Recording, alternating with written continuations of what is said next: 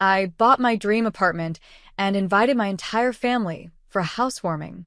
I scrubbed every surface until it gleamed, lit candles in the windows, cooked a spread that could have fed 20 people. I set out wine glasses, laid flowers across the dining table, and waited. But no one came. At first, I told myself they were just late. Then I refreshed the group chat. Silence. Minutes stretched into hours. My food went cold. My chest sank lower with each passing tick of the clock. Finally, curiosity turned to dread. I checked social media. And there it was. Photos of my parents, my sister, my aunts, all smiling in front of my brother's new apartment. Toasting. Laughing. My mother beaming at his side. Not one message to me. Not one apology. Not one explanation. I stood alone in my sparkling kitchen, the silence roaring in my ears. My name is Haley Monroe. I'm 27 years old. And if you think you know how this ends, stay tuned. What happens when a family who leaves you in the dark suddenly needs your light? I turned off the oven, switched off the music, and sat in the dim glow of my own celebration. Then my phone buzzed violently, notification after notification lighting up the screen. The first message was from my mother. "We need to talk. Now." I stared at the words, my fingers trembling. They hadn't cared enough to show up. But suddenly they needed me? I didn't reply. I let the screen burn bright with her demand, the silence on my end sharper than any words I could send. And in that moment, I knew this was only the beginning. To be continued. The next morning, my phone was still buzzing with unread notifications. Missed calls. Voicemails. A string of texts from Mom, growing more frantic by the hour. "Pick up. Don't ignore me. This is serious, Haley." For a family that couldn't spare one evening for my housewarming, they suddenly acted like I was the center of their universe. I didn't answer. Not yet. Instead, I brewed coffee, sat by the window of my sunlit apartment, and scrolled through last night's photos again. My brother's smug smile as he cut into a cake. Mom kissing his cheek. Dad holding up a glass of champagne. And there it was, the caption under my sister's post. "So proud of our golden boy, finally settled into his new place. Family over everything, red heart. Family over everything. Except me." By noon, I finally played one voicemail. Mom's voice was shaky, stripped of its usual superiority. "Haley, something's come up. It's complicated. We need your help. Please call me back." I almost laughed. Help. The same woman who told me I was just average, the same parents who never came to my graduations now needed me? I tapped my fingers against the mug, my silence louder than any curse. Another text arrived, this time longer. "We made a mistake last night. We should have been at your place. But there's something important we need to discuss. It's about the family finances." A call immediately. Finances. There it was. The real reason. Not guilt. Not love. Money. I leaned back in my chair, smirking. For the first time, I realized they hadn't abandoned me out of forgetfulness. They had chosen him again. But this time, I was ready to choose myself. To be continued. By evening, curiosity got the better of me. I finally answered one of Mom's calls. She didn't waste time. "Haley, thank God. Listen, your father and I need to talk to you about a small situation."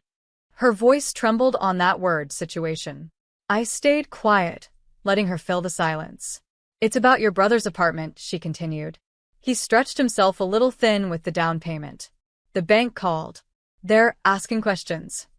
I closed my eyes, pinching the bridge of my nose. Of course.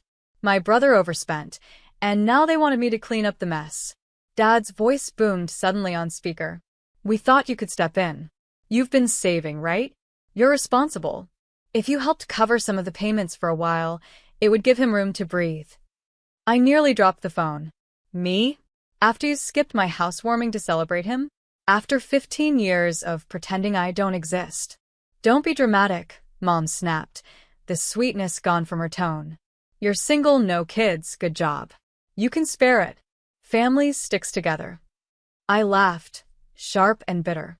"Family sticks together? You couldn't even sit at my table for one night. You toasted him while I sat alone in the dark. And now you want my money? There was silence. The kind of silence that tastes like fear. Finally, Dad cleared his throat.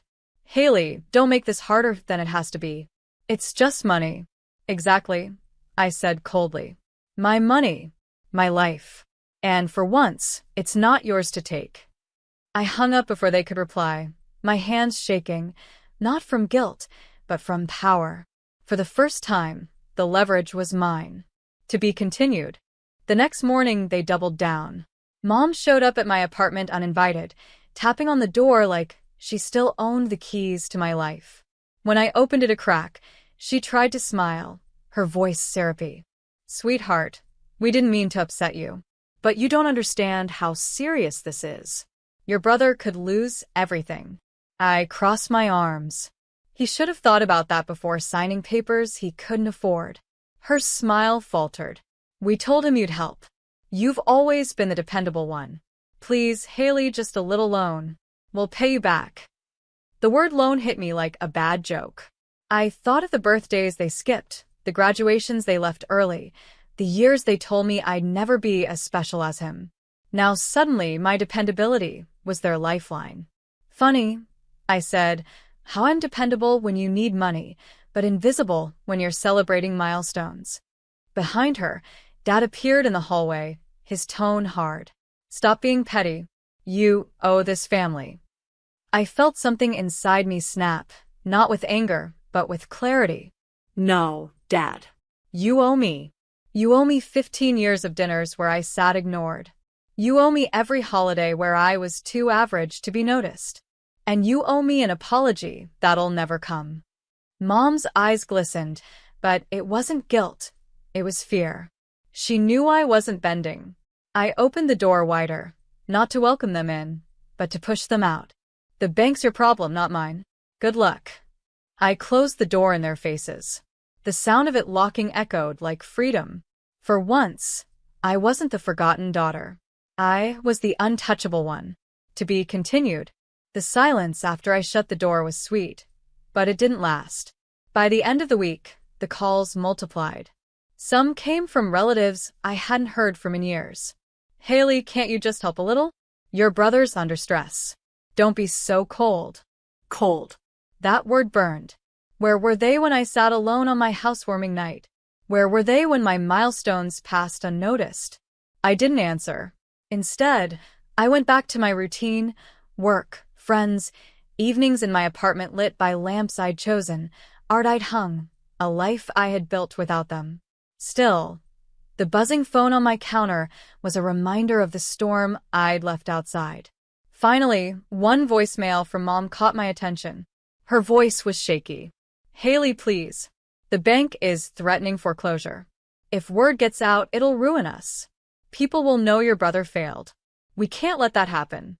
Please, just think about the family name. I almost laughed out loud. The family name. The same name that had left me off invitations. The same name that never clapped for me, now dangled in desperation. That night, I sat at my desk and pulled out the paperwork for my apartment.